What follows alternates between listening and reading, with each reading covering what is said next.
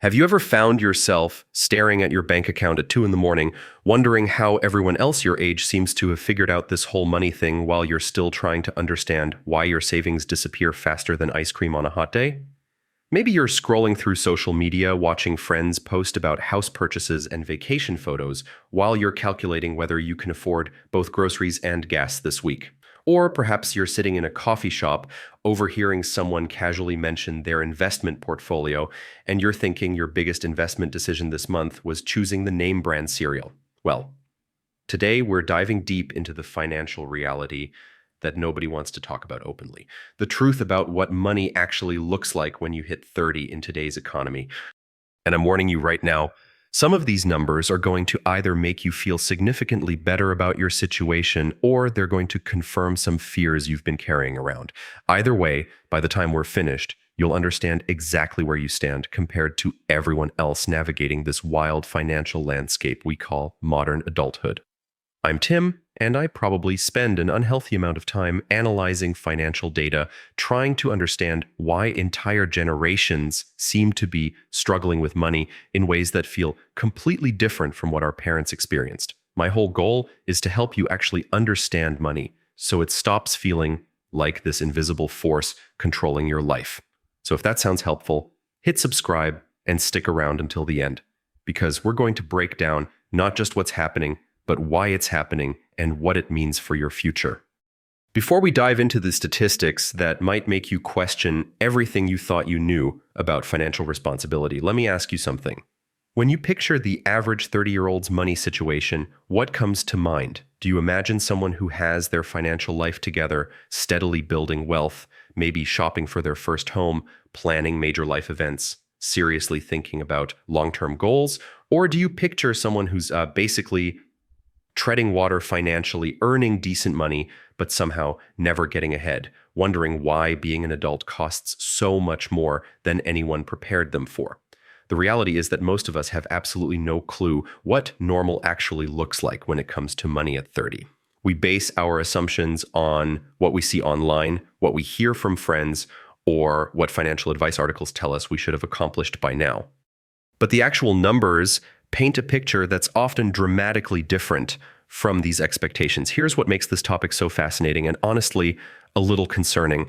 Understanding these statistics isn't just about satisfying curiosity or making yourself feel better about your own financial choices. It's about recognizing that there's a fundamental shift happening in how entire generations approach money, debt, and wealth building. Your parents probably bought their first house in their 20s, graduated college with minimal debt, and could reasonably expect their income to provide a comfortable middle-class lifestyle. But if you're 30 today, you're navigating a completely different economic environment. You're dealing with educational debt that would have been unthinkable 30 years ago, housing costs that consume massive portions of income, and economic realities that have fundamentally changed what financial success even means.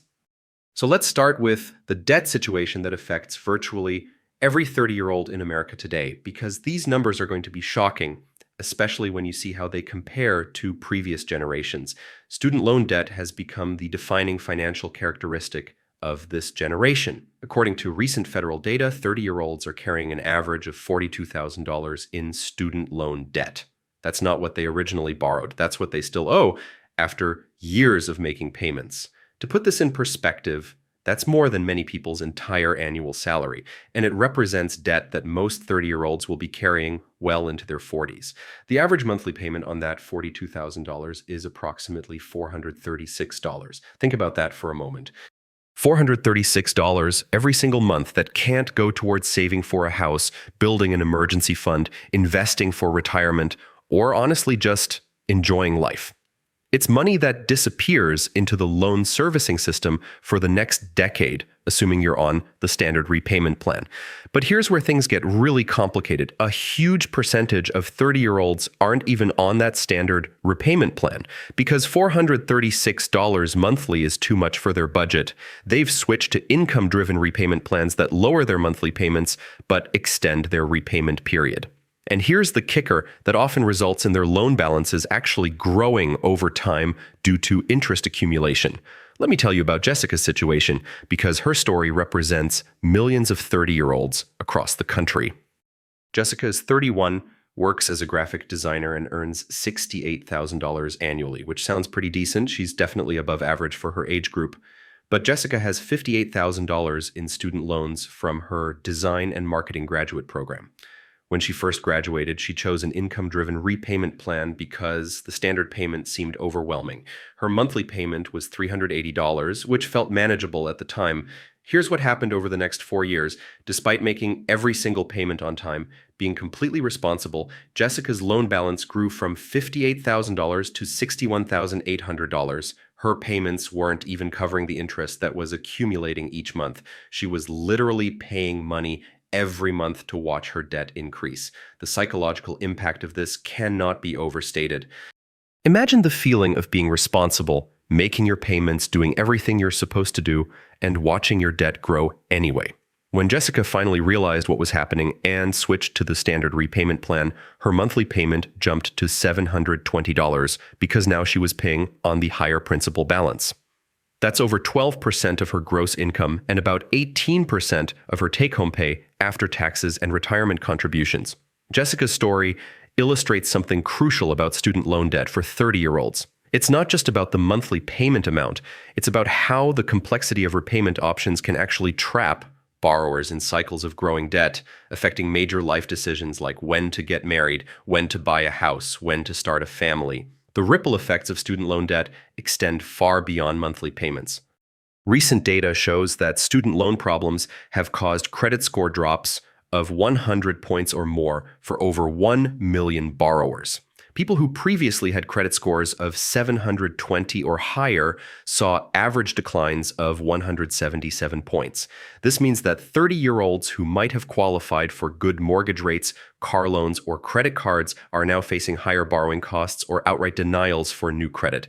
It creates this vicious cycle where student loan problems compound into broader financial difficulties, affecting everything from car purchases to home ownership prospects.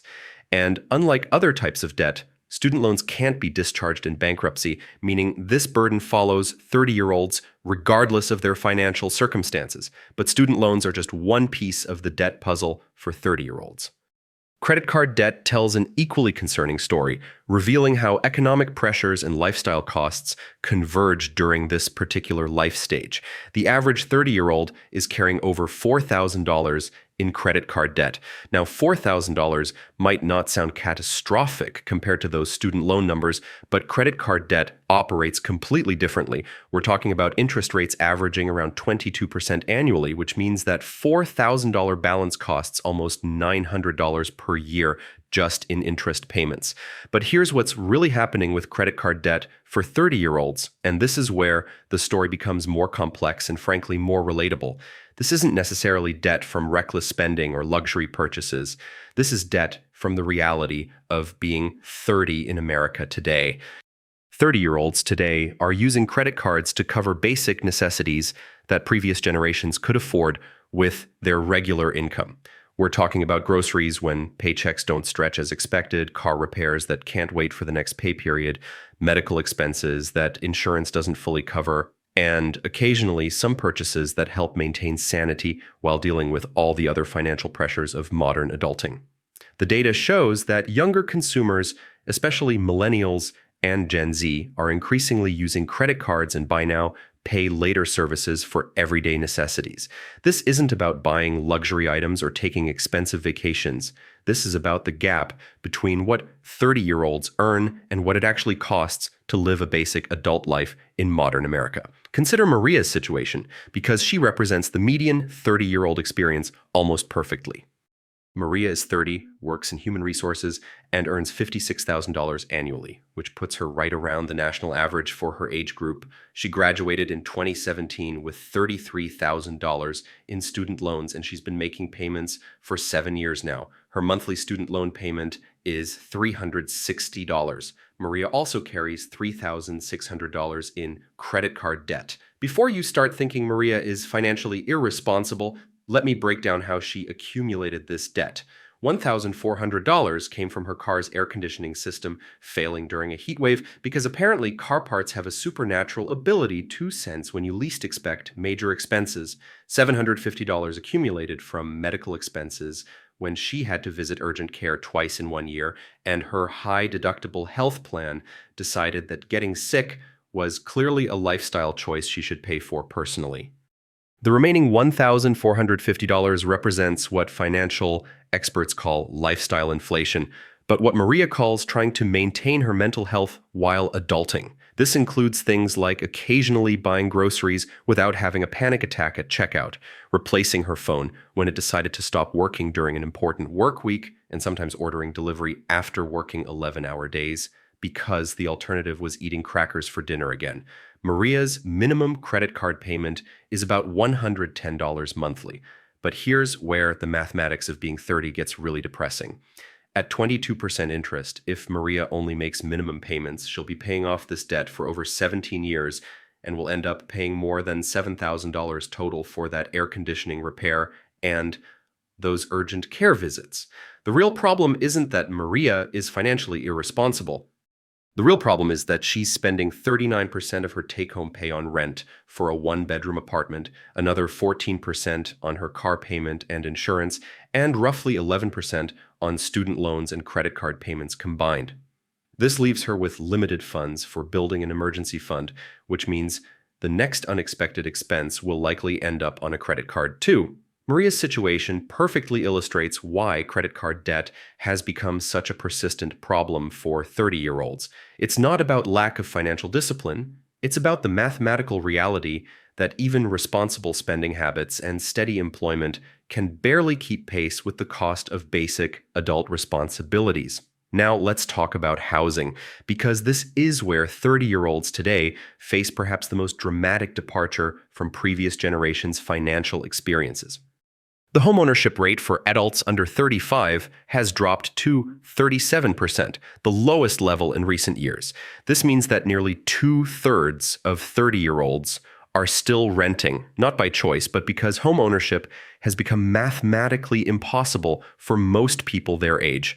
The average home price in America is now over $500,000. To put this in perspective, that means a typical 30-year-old would need a $100,000 down payment to put 20% down and avoid private mortgage insurance. Most 30-year-olds don't have $100,000 available for anything, let alone a down payment.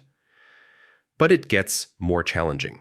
Even if you could somehow scrape together that down payment, recent mortgage interest rates have been around 6 to 7%.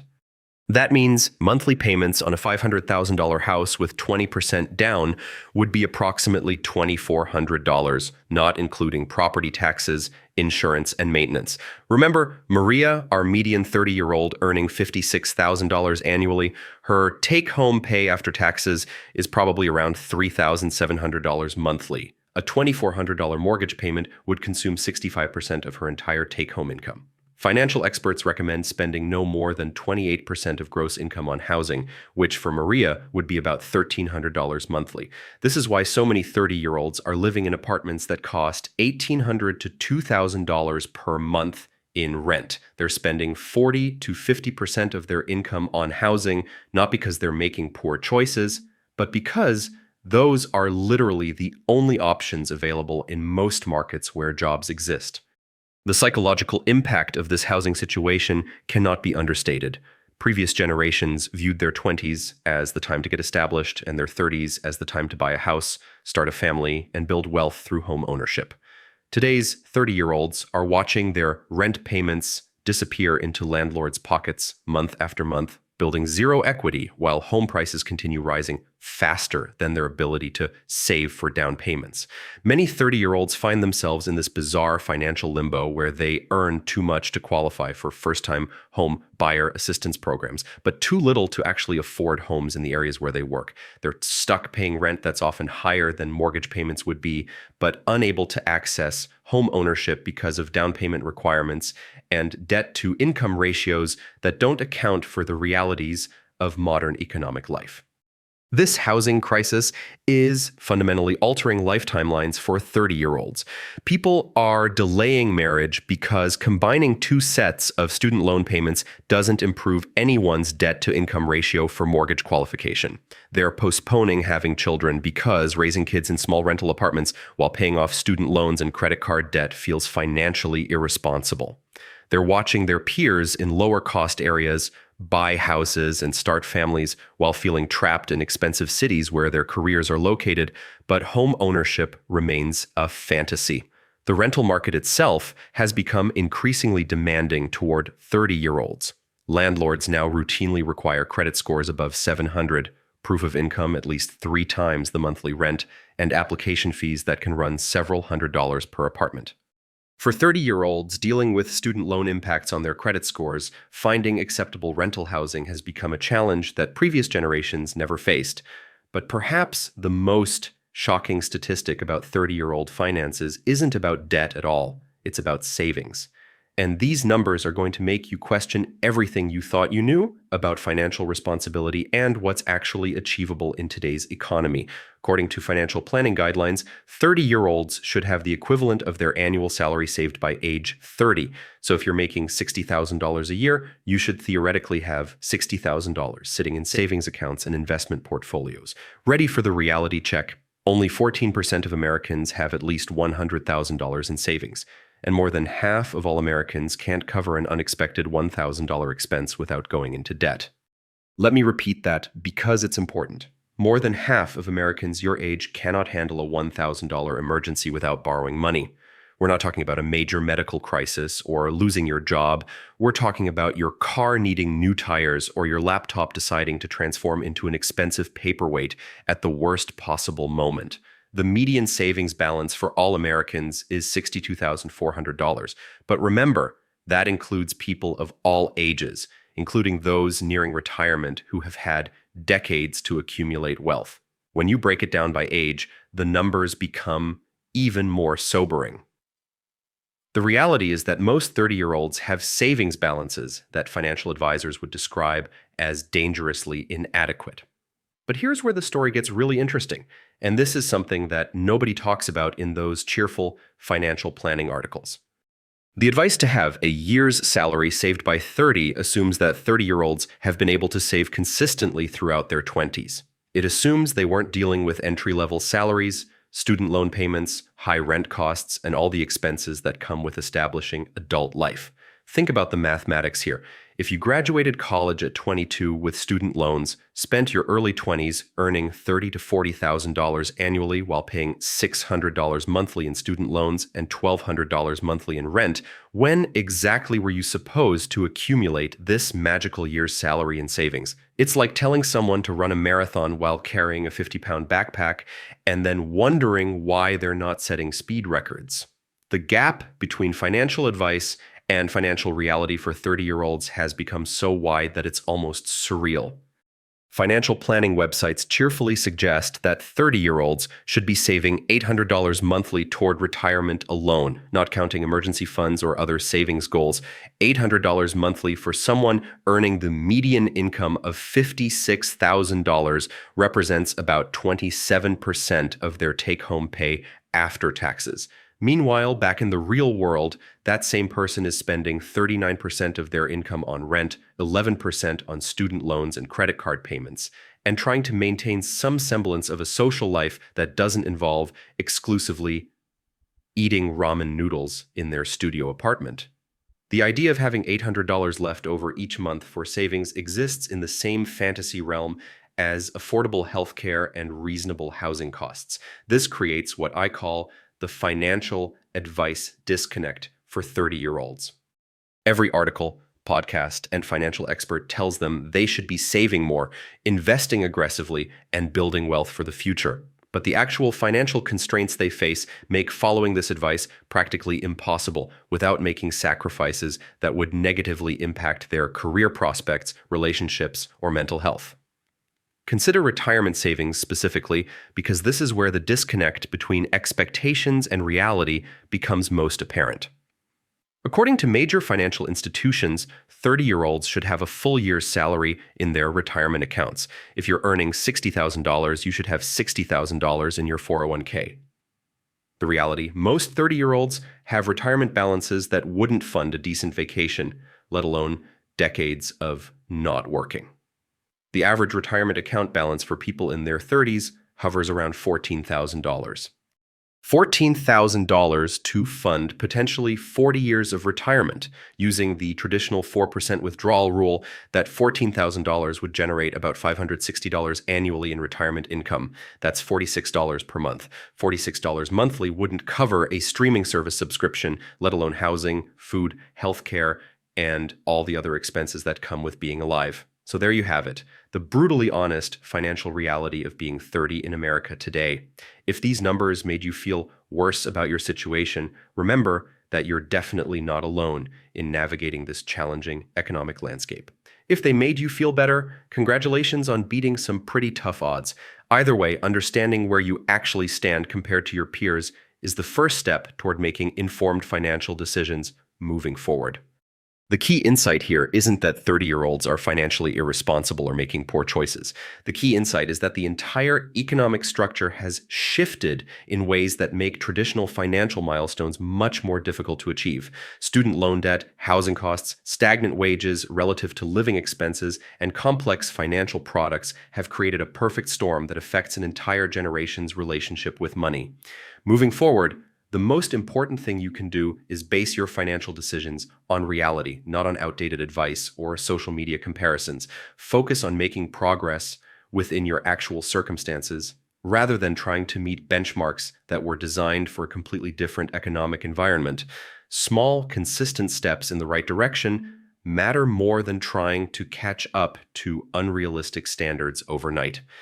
Whether you're dealing with student loans, credit card debt, high housing costs, or the challenge of building savings while managing all these competing priorities, remember that your financial journey is unique to your circumstances. The goal isn't to match some theoretical ideal, but to gradually improve your situation while being realistic about the constraints you're working within. Understanding these statistics helps you make better choices because you're working with accurate information about what's actually happening in the economy, rather than being guided by expectations that don't match current reality. Knowledge is power, especially when it comes to money, and now you have a much clearer picture of the financial landscape that defines this stage of life for millions of people, just like you.